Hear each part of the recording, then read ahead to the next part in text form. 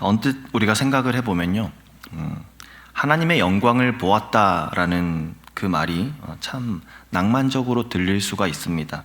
그 따뜻한 빛이 내려 비치고 또 평안한 임재와 또 위로받는 그 순간을 떠올리게 되는, 우리가 하나님의 영광을 보았다라는 그 단어를 생각해 볼 수가 있는데요. 또 누군가 하나님을 만났다고 간증하는 모습을 우리가 상상해 보면 어떻습니까? 그 사람의 표정이 자연스럽게도 눈물이, 또 감격이, 또 평안이 밀려오는 그 표정을 우리가 그려보게 되죠. 그런데 오늘 본문에서 이사야가 실제로 마주한 것은 그런 풍경이 아니었다라는 것입니다. 그때는 우시야 왕이 죽던 해였습니다. 우시야, 유다 역사에서 가장 오랫동안 또 가장 강성하게 나라를 다스린 왕 중 한 명이었습니다. 그런 왕이 죽었다라는 것을 생각해 보면 단순히 왕이 죽었다 정도가 아니라 백성들이 의지하던 그 안전막이 제거가 되어져 버린 것이죠. 사라져 버린 거죠. 나라의 기둥이 무너져 버린 것 같은 그러한 상황이었다라는 겁니다. 그 해에, 우시야 왕이 죽던 해에 이사야는 성전에서 하나님을 뵌 것이죠. 이사야가 경험한 하나님의 임재, 그 하나님의 임재는요, 어떤 위로나 그 따뜻한 그러한 평안함 이런 것들이 아니라 재앙에 가까웠던 것 같습니다. 그때의 모습이 어땠습니까? 스랍들조차 자기 얼굴과 발을 가려야 했던 그 절대적인 거룩함 앞에서 성전 문지방의 터가 흔들렸고 성전에는 연기가 자욱했다, 그렇게 성경 기록하고 있지 않습니까? 그리고 이사야의 입에서 나온 첫 마디가 찬양이 아니었던 것이죠. 하나님의 영광을 마주하는 그 순간에 이사야가 첫 마디 입에서 뭐라고 튀어나옵니까? 5절 말씀에, 그때 내가 말하되 화로다 나여 망하게 되었도다. 거룩하심과의 대면, 소망의 선언이 아니라 죽음의 선언이 되었던 것이죠. 오늘 본문이 이렇게 긴장 가운데서 시작합니다. 하지만 이 긴장 가운데 시작한 이 시간이지만 그 긴장을 해소하시는 하나님을 우리가 말씀 가운데 만나게 되기를 소망합니다. 그 진정한 은혜는 그 모든 것 너머에서 그 하나님께서 주시는 그 은혜를 경험하게 되는 이 새벽 시간 되게 하시기를 소망하는 것입니다. 오늘 본문이 이렇게 시작됩니다. 1절 말씀에, 우시야 왕이 죽던 해에 내가 본즉 주께서 높이 들린 보좌에 앉으셨는데 그의 옷자락은 성전에 가득하였고. 우리가 이사야의 출신 배경, 그 성분을 한번 생각해 볼 필요가 있습니다. 이사야는 제사장 가문 출신이었습니다. 이사야에게 있어서 그러면은 성전이라는 공간은 낯선 곳이 아니었다는 거죠.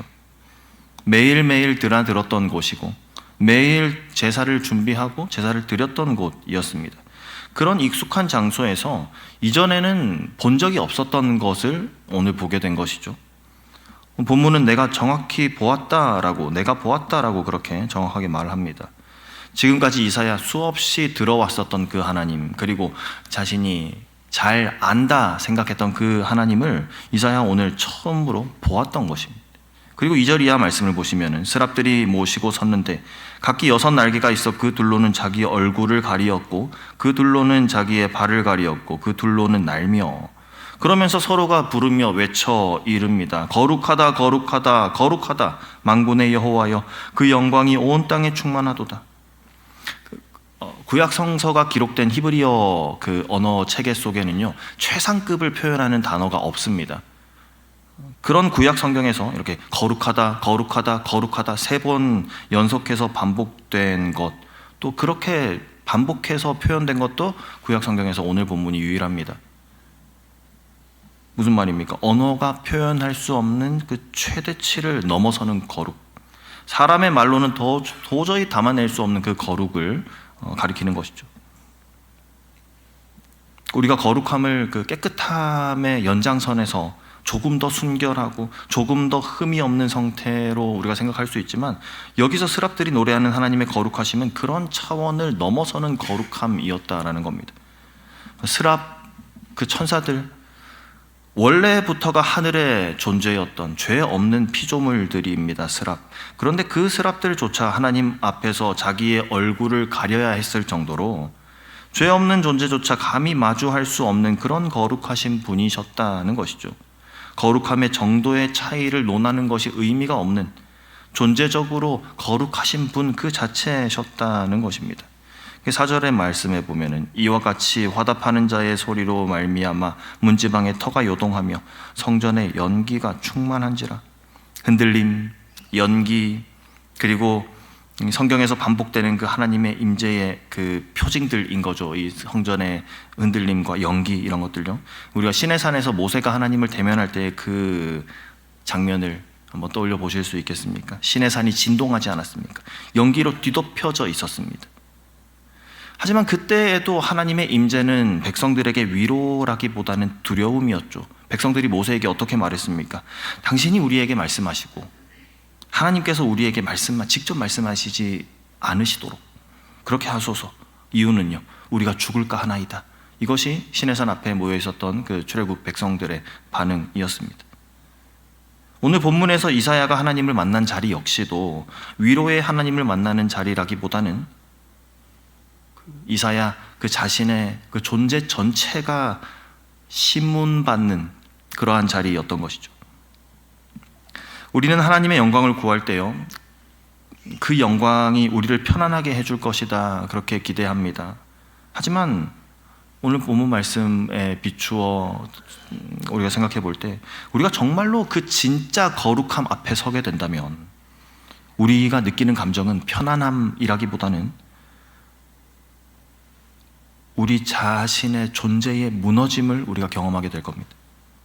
우리가 지금까지 쌓아왔던 우리 스스로에 대한 자기 확신, 우리가 이제까지 살아왔던 그 모습들에 대한 자기 의, 그리고 내가 얼마나 괜찮은 사람인가라고 생각했던 그러한 생각들조차도 돌 위에 돌 하나 남지 않을 정도로 무너져버리는 그 거룩함 앞에 서게 될 때 우리 또한 그러한 것을 경험하게 될 것입니다. 오늘 말씀 우리에게 하나님이 얼마나 크신 분이신지, 또 그 앞에 서는 나는 얼마나 보잘것없는 존재인지, 얼마나 작은 존재인지를 우리가 먼저 보게 하시는 것이죠. 이 압도적인 광경 앞에서 이사야가 처음 뱉은 말이 이것이었습니다. 5절 말씀에 그때에 내가 말하되 화로다 나여 망하게 되었도다. 나는 입술이 부정한 사람이요 나는 입술이 부정한 백성 중에 거주하면서 만군의 여호와이신 왕을 배웠음이로다 하였더라. 하나님의 거룩하심을 본 이사야가 곧바로 자기 입술을 의식합니다. 여기서 우리가 보게 되는 그 성경의 그 논리는 거룩하신 하나님 앞에 서게 될 때 우리는 그제서야 비로소 우리 자신이 어떤 존재인지를 정확히 보게 된다라는 겁니다. 빛이 밝을수록 먼지가 더 잘 보이지 않습니까? 어릴 때 그 방 안에서 어머니가 이불을 개실 때 이렇게 이불을 한번 털었던 그 기억이 아직까지 그 장면이 막 그려지는데요. 그 창문으로 들어오는 그 햇빛 사이로 그 먼지가 얼마나 예쁘게 반짝반짝 거렸던지 그 어린 시절 기억이, 빛이 밝을수록 그 먼지가 드러나지 않습니까? 강한 빛 아래서 더 선명하게 드러나는 것이죠. 이사야는 평생 제사장으로 성전에서 섬기며 살아왔던 사람, 자신을 부정한 죄인이라 생각하면서 살지 않았을 겁니다. 그런데 오늘 그 거룩하심 앞에서 처음으로 자신의 실체를 보게 된 것이죠. 그 자신의 실체를 마주하게 된 것입니다. 이사야가 말한 것이 하필 입술이었다라는 것도 되게 의미 있습니다. 이사야는 앞으로 어떤 사람입니까? 하나님의 말씀을 대언해야 할 선지자죠. 그가 가장 정결해야 할 부분, 그리고 가장 자주 쓰이게 될 도구가 바로 입술입니다. 그런데 그 입술이 부정하다는 것을 스스로 고백하고 있는 것이죠. 하나님께서 사명을 감당하게 하시기 전에 먼저 손봐야 할 곳이 어디인지를 자기 스스로가 먼저 정확하게 짚어낸 겁니다. 그에 대한 하나님의 응답 방식은 어떠셨습니까? 하나님께서는 여기서 이사야를 책망하거나 정죄하지 않으셨죠. 대신에 스랍 하나가 제단에서 집게로 핀 숯을 가지고 날아와서 이사야의 입술에 대면서 말합니다. 7절 말씀에 그것을 내 입술에 대며 이르되 보라 이것이 내 입에 닿았으니 내 악이 제하여졌고 내 죄가 사하여졌느니라 하더라. 아멘. 놀라운 일이 일어난 겁니다. 하나님의 거룩 앞에서 그 죄인에게 예상되는 그 결말은, 하나님의 거룩 앞에 선 죄인에게 그 예상되는 결말은 무엇입니까? 소멸이죠. 불타 없어지는 겁니다. 이사야 또한 이미 자신이 망하게 되었음을 예견하지 않았습니까? 그런데 그 불이 실제로 이사야의 입술에 닿았을 때, 이사야에게 닿았을 때 소멸되는 것은 이사야가 아니었다는 것이죠. 그의 죄가 소멸되었습니다. 상식대로 하면은 부정한 입술에 거룩한 불이 닿는 순간 그 입술이 소멸되어야죠. 그 입술뿐만이 아니라 그 존재 자체가 소멸되어 버려야 하는 것이 맞지 않습니까? 그 사람 전체가 타서 없어져야 하는데, 그런데 그 불이 이사야가 아니라 이사야의 죄만을 정확하게 태운 것입니다. 이것이 하나님의 거룩하심이 지니고 있는 그 낯선 대속의 방식입니다.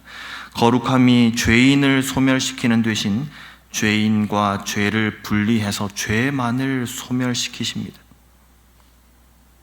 그리고 이 모든 일은 이사야가 스스로 준비한 것이 아니라